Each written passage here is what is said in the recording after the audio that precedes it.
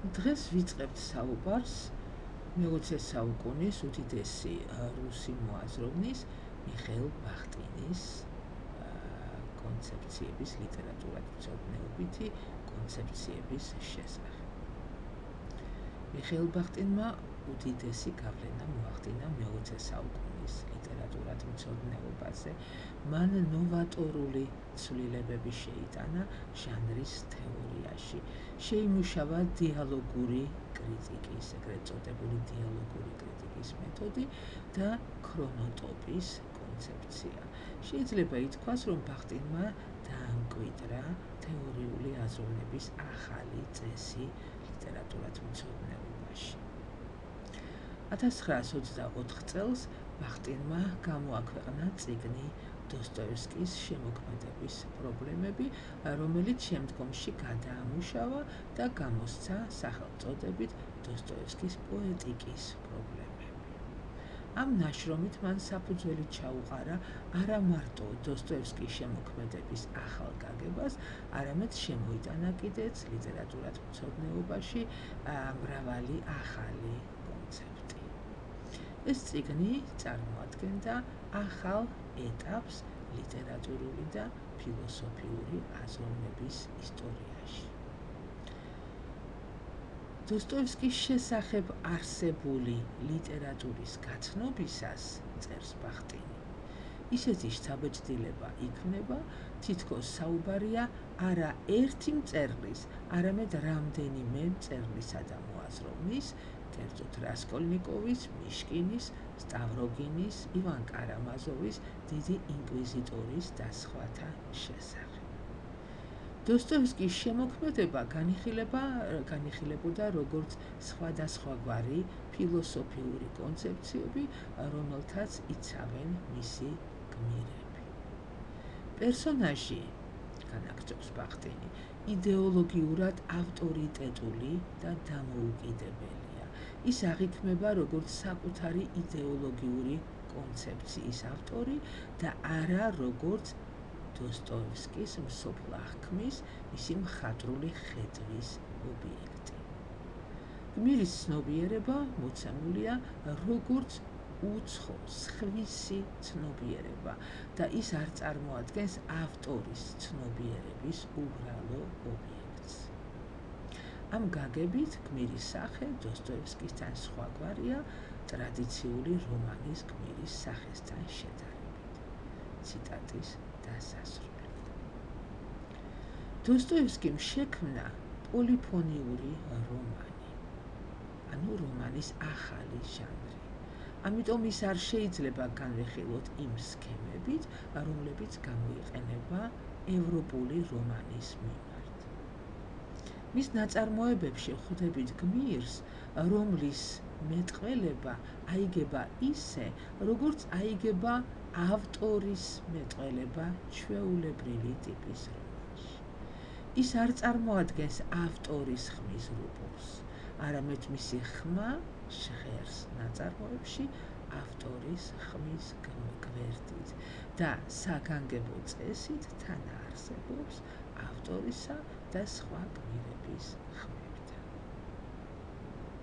დოსტოევსკის რომანის ეს სპეციფიკა განისაზღვრება მისი მიზნით.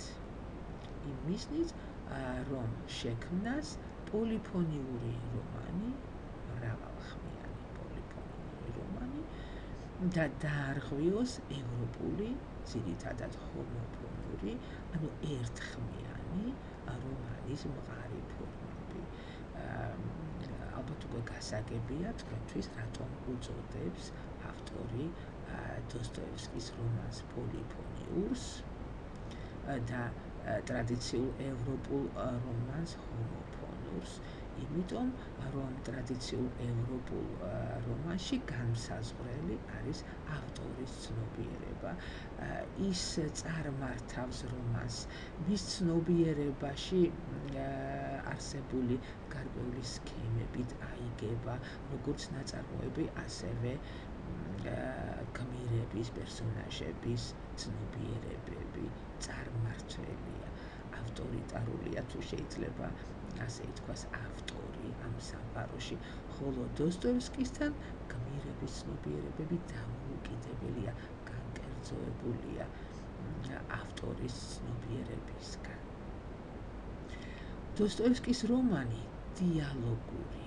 ის აიგება არა როგორც ერთიანი ცნობიერება, რომელიც ობიექტურად აერთიანებს თავის თავში სხვა ცნობიერებებს, არამედ როგორც ურთიერთქმედება რამდენიმე ცნობიერებისა, რომელთაგან არც ერთი არ წარმოადგენს მეორის ობიექტს.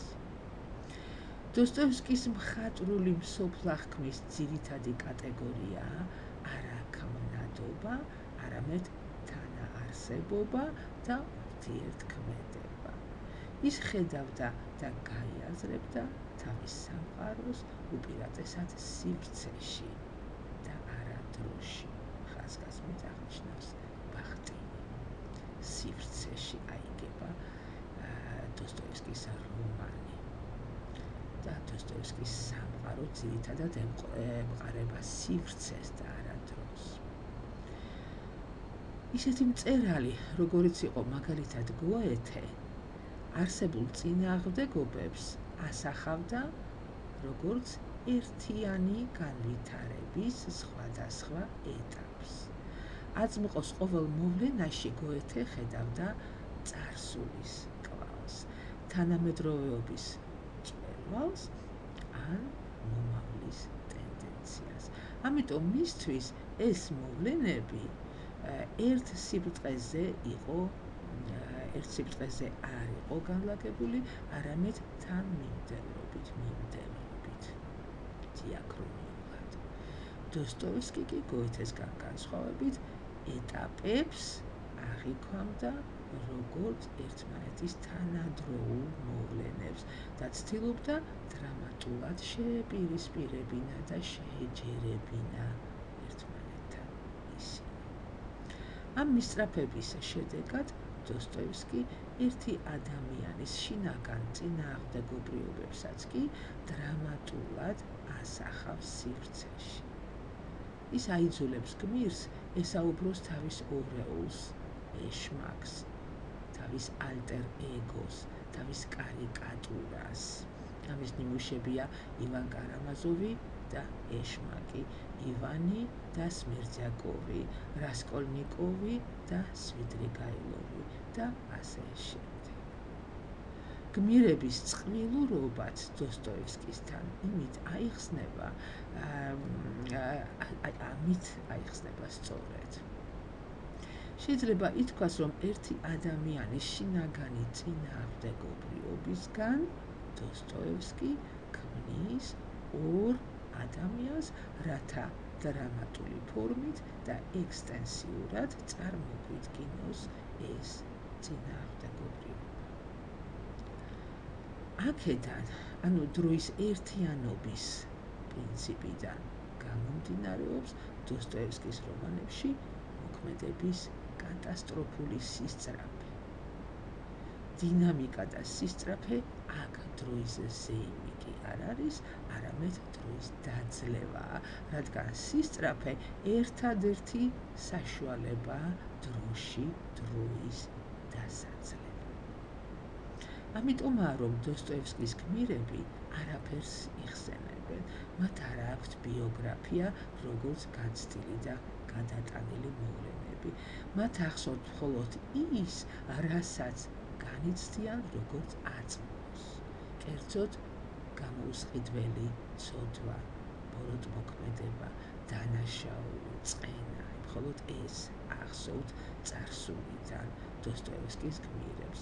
მხოლოდ ასეთი ბიოგრაფიული ფაქტები შემოაქვს დოსტოევსკის თავის რომანებში და ამის შედეგად ამ რომანებში არ არის მიზეზობრიობა, გენეზისი, გარემოს ან აღზრდის ზეგავლენა.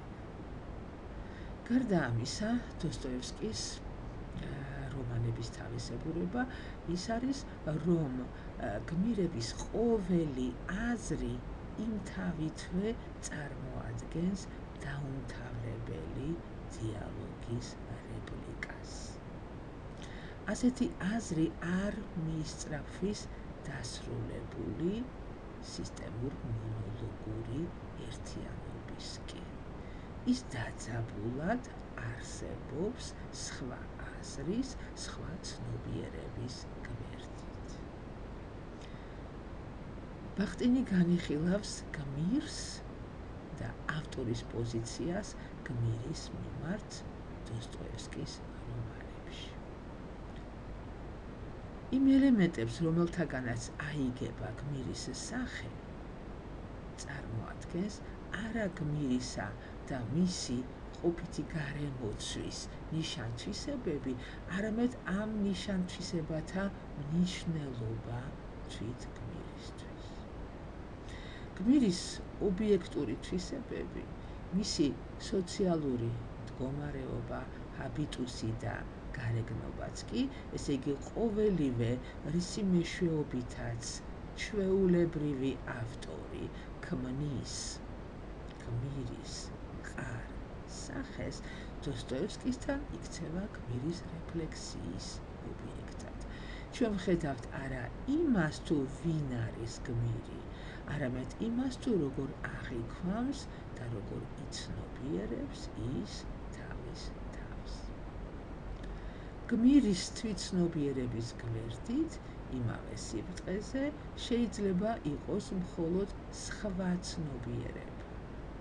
მისი თვალთახედვის გვერდით შეიძლება იყოს მხოლოდ სხვა თვალთახედვა.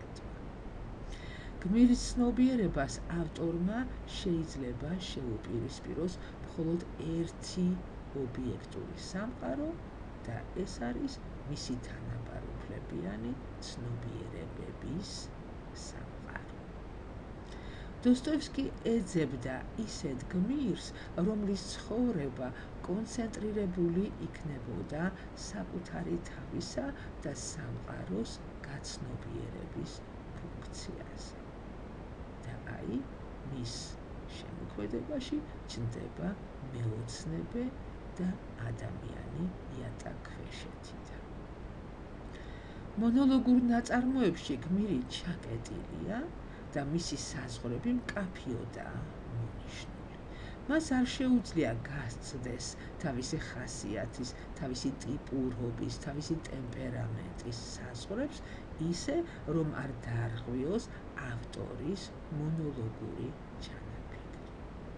გმირის ამგვარი სახე აიგება ავტორის სამყაროში, რომელიც ობიექტურია გმირის ცნობიერების მიმართ.